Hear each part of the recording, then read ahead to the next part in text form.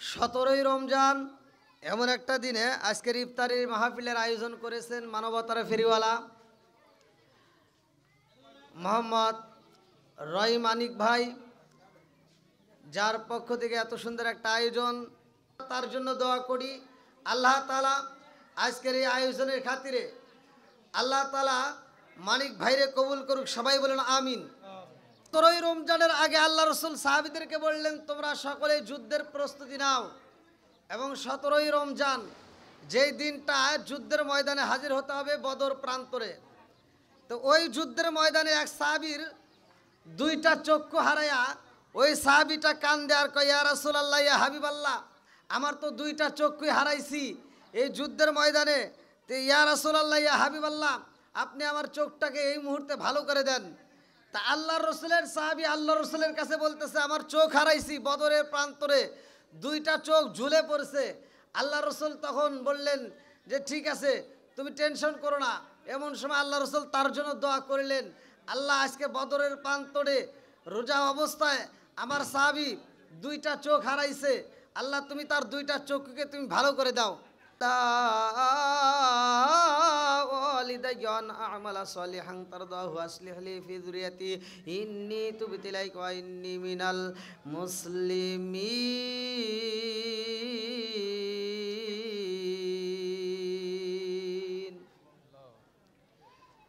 নাহমাদুল্লাহ হামদাশ শাকিরিন ওয়া নুসাল্লি ওয়া নুসাল্লিমু আলান নাবিয়্যিল উম্মি ওয়া আলা আলিহি ওয়া সাহবিহি আজমাইন ওয়া বা'দা।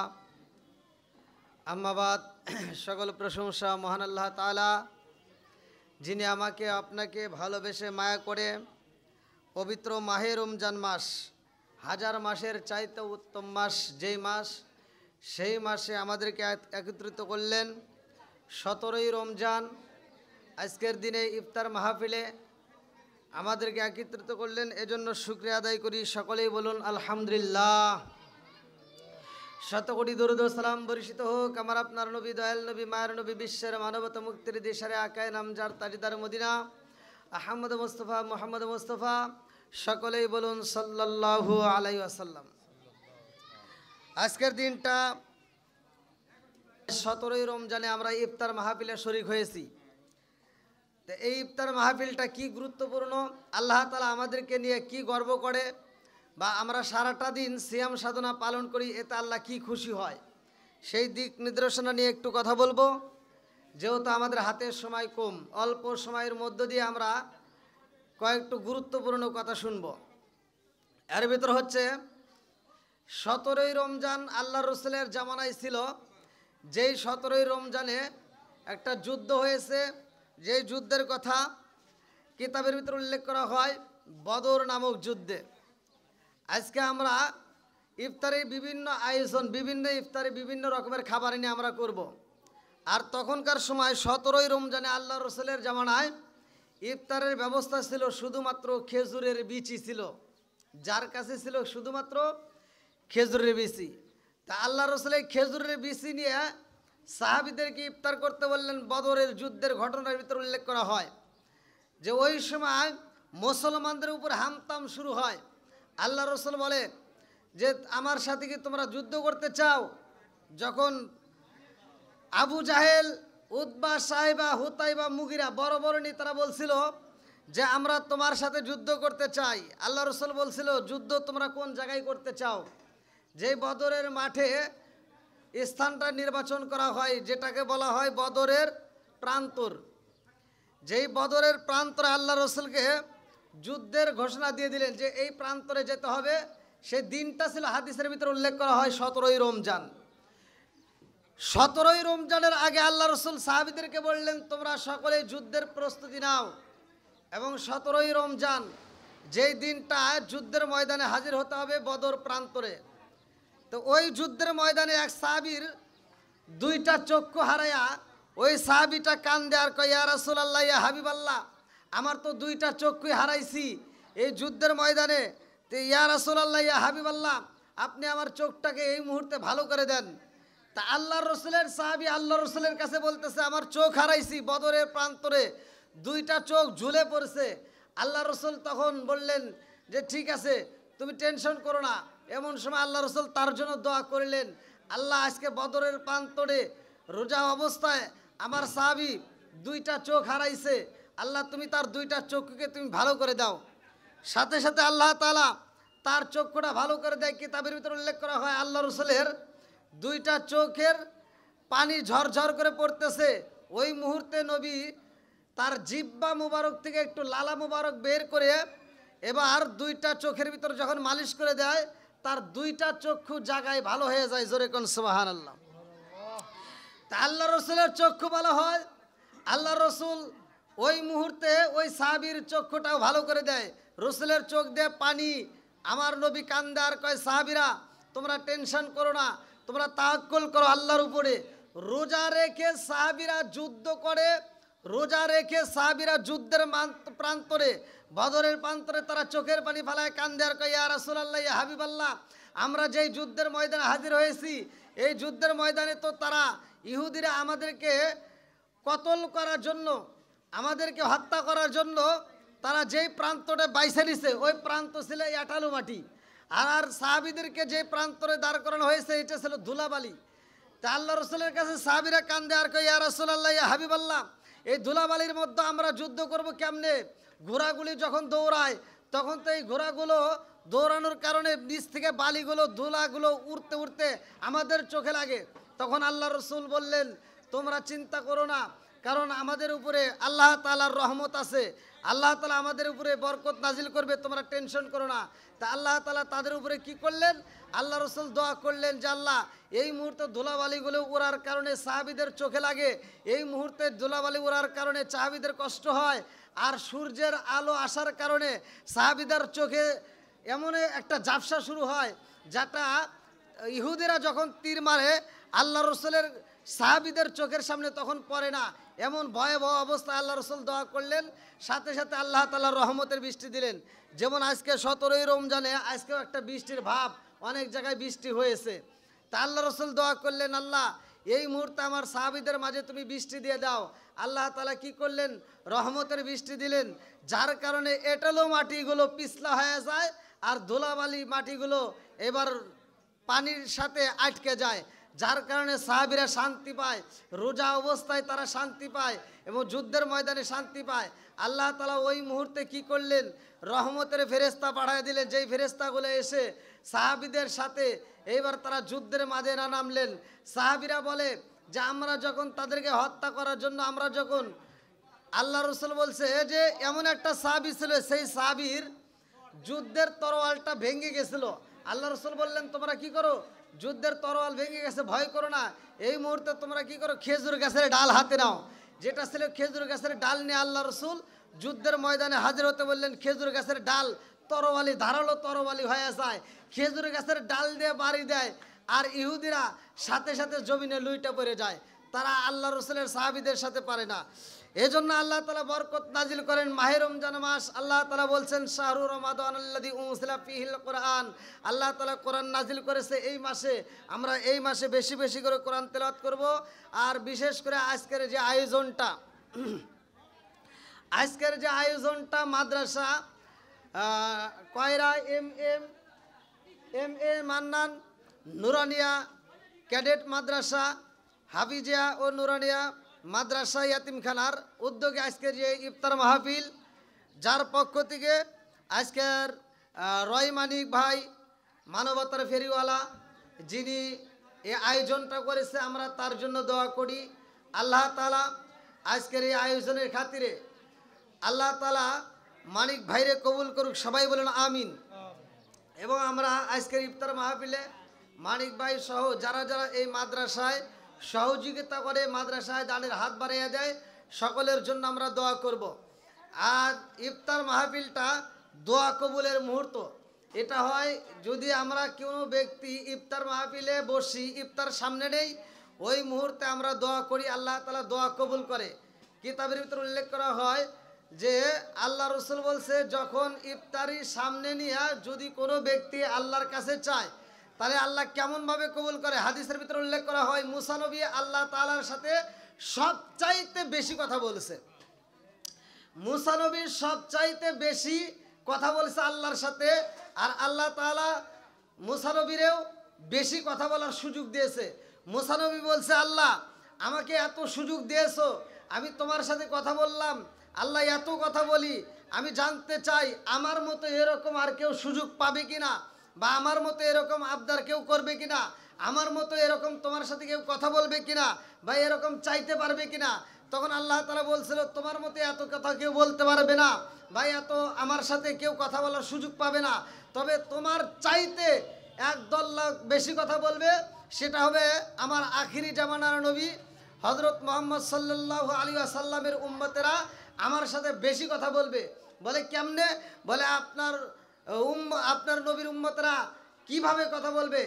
এবার আল্লাহ তাআলা বললেন যে আমার ওই নবীর উম্মতেরা আমার সাথে এভাবেই কথা বলবে, তুমি যতটা কথা বলতো, তুমি যতটা আমার সাথে কথা বলেছো, তারা আমার সাথে এর চাইতে বেশি আবদার করবে, এর চাইতে বেশি কথা বলবে। সেটা হলো মাহে রমজান মাস, যেই মাসটা আমি তাদের মাঝে দেব।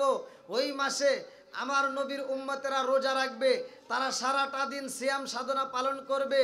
তারা এই সিয়াম সাধনা পালন করে সারাটা দিন কষ্ট করে, তাদের সামনে খাবার আসবে, তাদের সামনে পানি আসবে, তাদের সামনে শরবত আসবে, তাদের সামনে বিভিন্ন রকমের খাবার আসবে, অথচ তারা খাবার খাবে না। আমি আল্লাহ তাআলার ভয়ে তারা সময়ের অপেক্ষা করবে, আর ওই মুহূর্তে তারা দোয়া করবে। ওই দোয়াগুলোকে আমি আল্লাহ তাআলা এত পছন্দ করি, ওই দোয়াকে আমি আল্লাহ তাআলা পছন্দ করি, এবং তারা যে যা চাবে আমি আল্লাহ তাআলা তাদেরকে তাই দিয়ে দেব। অর্থাৎ তারা আমার সাথে বেশি কথা বলার মতো এই মাহে রমজান মাসে সুযোগ পাবে। শুধু তাই না, হে মুসা, তুমি আমার সাথে কথা বলো, তোমার আমার মাঝে ৭০,০০০ পর্দা থাকে, ৭০,০০০ নূরের পর্দা থাকে, যেটা তুমি দেখতে পারো না। কিন্তু আমার আখিরি জামানার নবীর উম্মতের সাথে আমি আল্লাহ তাআলা কথা বলবো এই মাহে রমজান মাসে। তারা আমার সাথে কথা বলবে ইফতারির সামনে নিয়া।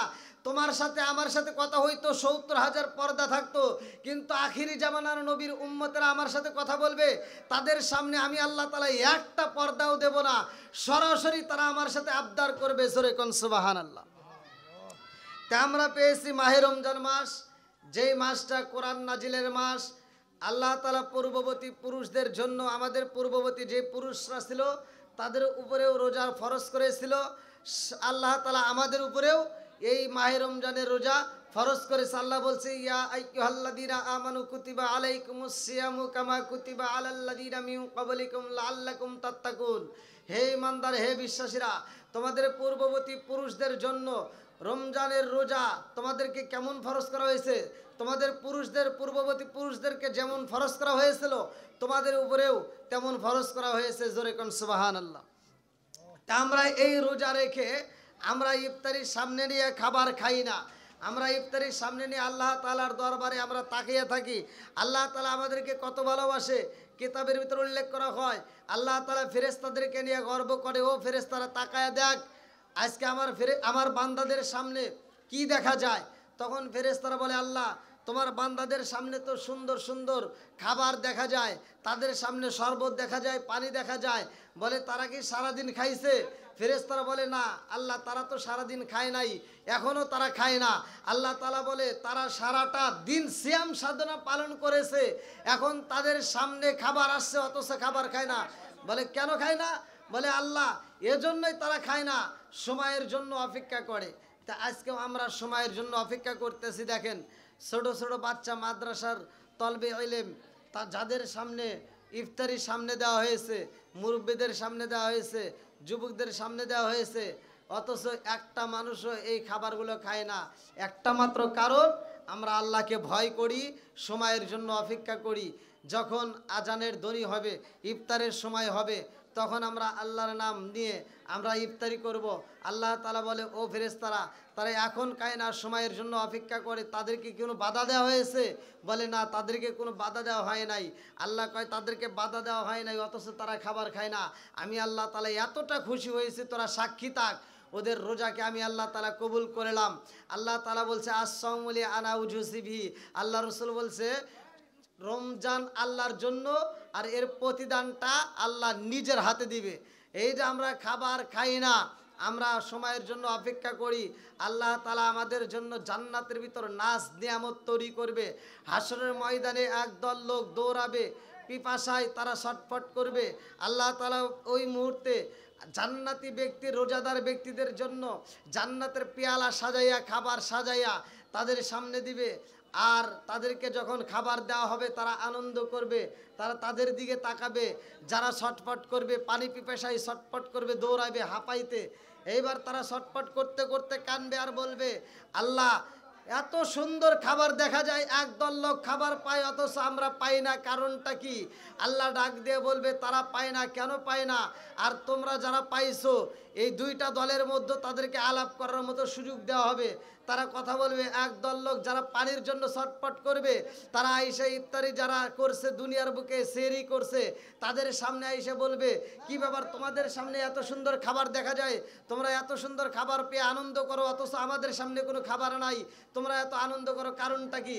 তারা ডাক দিয়ে বলবে, এজন্য আমরা খাবার পেয়েছি, দুনিয়ার বুকে আমরা মাহে রমজান মাসের রোজা রেখেছি, আমরা সিয়াম সাধনা পালন করেছি, যার কারণে আল্লাহ তাআলা আমাদের প্রতি খুশি হয়ে আজকে জান্নাতের পেয়ালা সাজাইয়া, জান্নাতের খাবার সাজাইয়া আজকে আল্লাহ তাআলা আমাদেরকে দিয়েছে।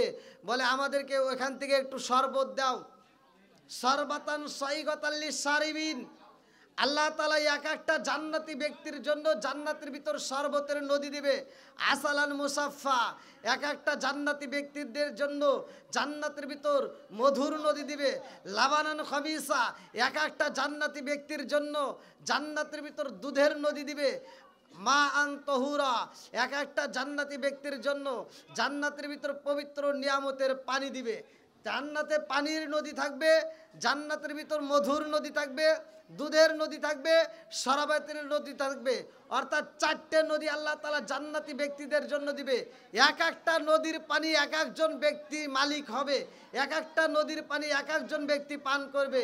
ওই দিন কোনো দিন আমাদের ফুরাবে না, ওই দিন মৃত্যু হবে না, ওই দিন আমাদের একজনের পানি নিয়ে আর একজন টানাটানি করবে না, ওই দিন পানির অভাব হবে না, মধুর অভাব হবে না, শরবতের অভাব হবে না, ওই দিন দুধের অভাব হবে না। আজকে দুনিয়াতে আল্লাহ তাআলা আমাদেরকে সিম্পল খাবার দিয়েছে। আজকে আমরা যারা সিম্পল খাবার পাওয়ার পরে আল্লাহ তাআলার কাছে শুকরিয়া আদায় করি, আল্লাহ তাআলা আমাদেরকে এই শুকরিয়া আদায় করার কারণে জান্নাতের ভিতর নাজ নিয়ামত আমাদের জন্য বাজেট করবে। রোজাদার ব্যক্তিরা জান্নাতের ভিতর নাজ নিয়ামত নিয়া তারা হাসাহাসি করবে, আনন্দ করবে। আর যারা পাবে না তারা বলবে, আমাদেরকে একটু শরবত দাও, আমাদেরকে একটু পানি দাও।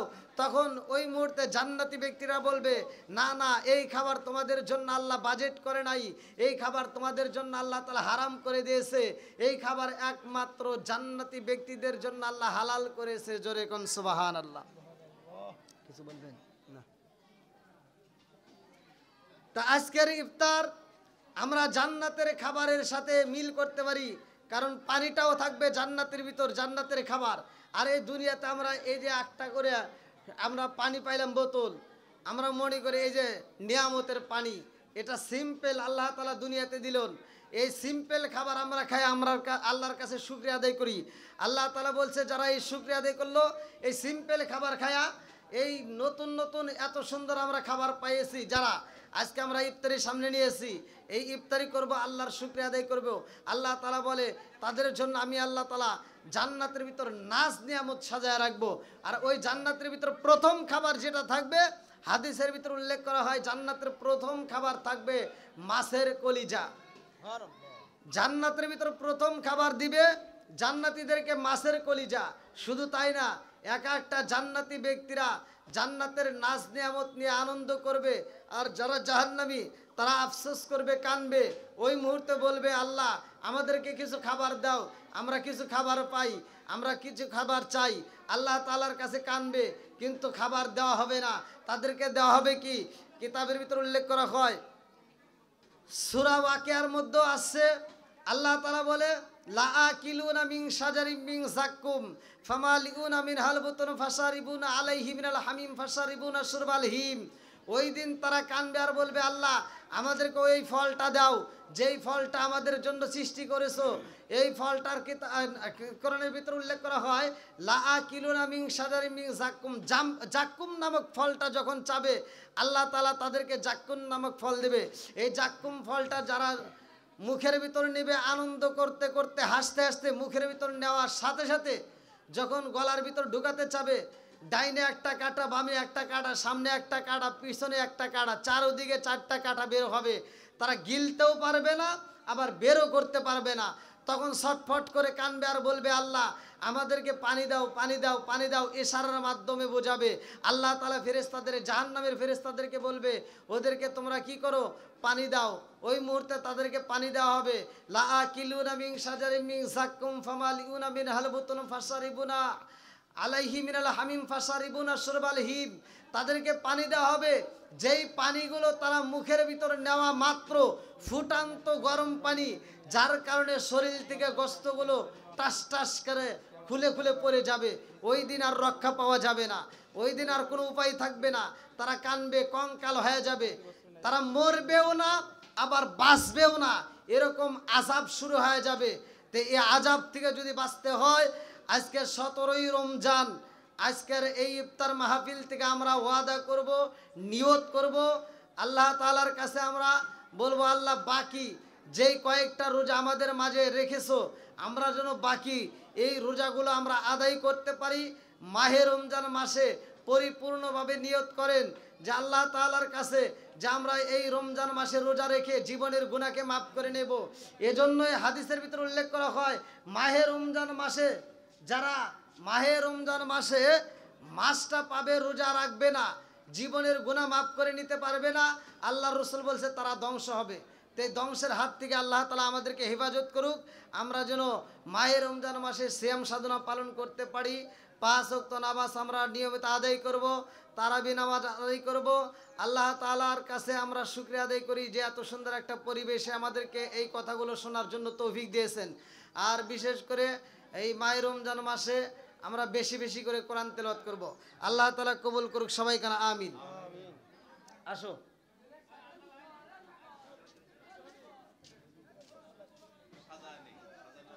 হ্যাঁ, আচ্ছা। মুদিল্লাহু ওয়া মাইদুলিহু ফালা হাদিয়ালা ওয়া নাশহাদু আল্লা ইলাহা ইল্লাল্লাহু ওয়াহদাহু লা শারীকা লাহু ওয়া নাশহাদু আন্না সাইয়্যিদানা ওয়া সানাদানা ওয়া হাবিবা ওয়া কাবিবা ওয়া কুলুবানা ওয়া মাওলানা মুহাম্মদ বিসমিল্লাহির রহমানির রহিম। হামিম